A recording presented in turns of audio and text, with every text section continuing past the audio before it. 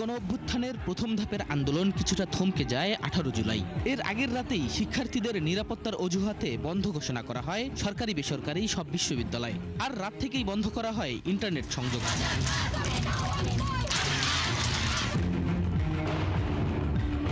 সরকারের এসব পরোক্ষ বাধায় বিশ্ববিদ্যালয় শিক্ষার্থীদের আন্দোলন যেখানে হোঁচট খায়, ঠিক সেখান থেকেই শুরু করেন মাদ্রাসা শিক্ষার্থীরা। ইন্টারনেট বন্ধের সময় নিরবিচ্ছিন্নভাবে আন্দোলনের মাঠে ঢাল হয়ে দাঁড়িয়ে থাকেন তারা।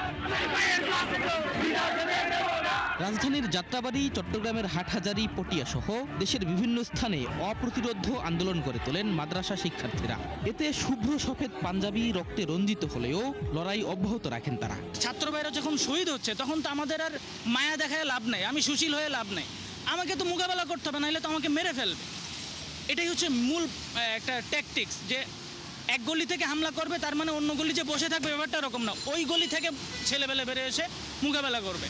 এর দ্বারা কি হয়, পুলিশ পিছনে উঠতে বাধ্য হইতো। 17 তারিখ থেকে পুরো সময় এই যে লম্বা রোড, এখানে আপনি জানেন যে চারপাশে কিন্তু প্রচুর মাদ্রাসা, তো এখানে মানে এক ডাকে 20-30 হাজার ছাত্র একসাথে ওই রাস্তায় নেমে আসতো, এবং এই যে বড় সংখ্যক ছাত্র তারা ওই রাস্তাকে সবসময় ব্লক রাখার মাধ্যমে পুরা চট্টগ্রাম বিভাগ সহ দক্ষিণাঞ্চলকে তারা ঢাকার সাথে বিচ্ছিন্ন করে রেখেছিল, যেটা আন্দোলনকে পরবর্তীতে আরো বেগমান করতে কিন্তু প্রচুর বড় একটা ভূমিকা রাখছে।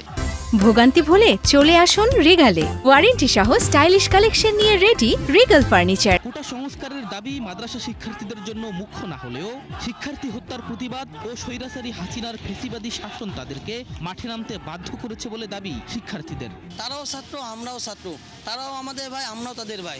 এখানে আমাদের স্বার্থ না থাকলেও আসলে আমাদের বিবেকে বাধা দিয়েছে যে আমার ভাইয়েরা মৃত্যুবরণ করতেছে, আমি কিভাবে ঘরে বসে থাকি। আমার ভাইয়েরা আহত হচ্ছে, শহীদ হচ্ছে, তারাও তো কোনো না কোনো মায়ের সন্তান, আমিও তো মায়ের সন্তান। তখন আমার বিবেকে বাধা দেয় এবং আমি আসলে সারা রাত ঘুমোতে পারিনি যে আমারও মাঠে লাভা দরকার। এই রাস্তা থেকে আমরা চুল পরিমাণ সবাই একসাথে সরে যায় নাই, একদল গিয়েছে তো অন্য দল আমরা অবস্থান করেছি। এভাবেই আমরা মাদ্রাসা শিক্ষার্থীরা এই যাত্রাবাড়িতে অবস্থান করছিলাম বিনা স্বার্থে, বিনা লাভে। 2013 সালের শাপলা গণহত্যার প্রতিশোধের আগুন মাদ্রাসা শিক্ষার্থীদের আন্দোলনে বাড়তি মাত্রা যোগ করে। শেখ হাসিনা তো এক বছরে বা একদিনেই স্বৈরাচার হয় নাই, সে অনেকগুলো বড় বড় ঘটনা যেটা দেশের বিরুদ্ধে, ইসলামের বিরুদ্ধে বা মানবতার বিরুদ্ধে, জনগণের বিরুদ্ধে করেছে।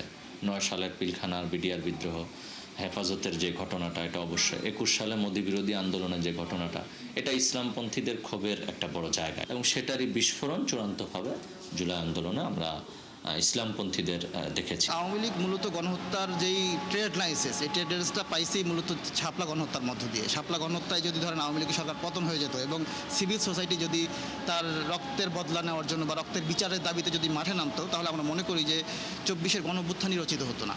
24-এর গণঅভ্যুত্থানের রচিত হওয়ার মূল অনুঘটক আমি মনে করি যে শাপলার সেই গণহত্যা। রক্তাক্ত জুলাইয়ের শহীদদের তালিকায় নাম লেখান প্রায় শতাধিক মাদ্রাসা শিক্ষার্থী। শাহেদুজ্জামান সাকিব, 71, ঢাকা।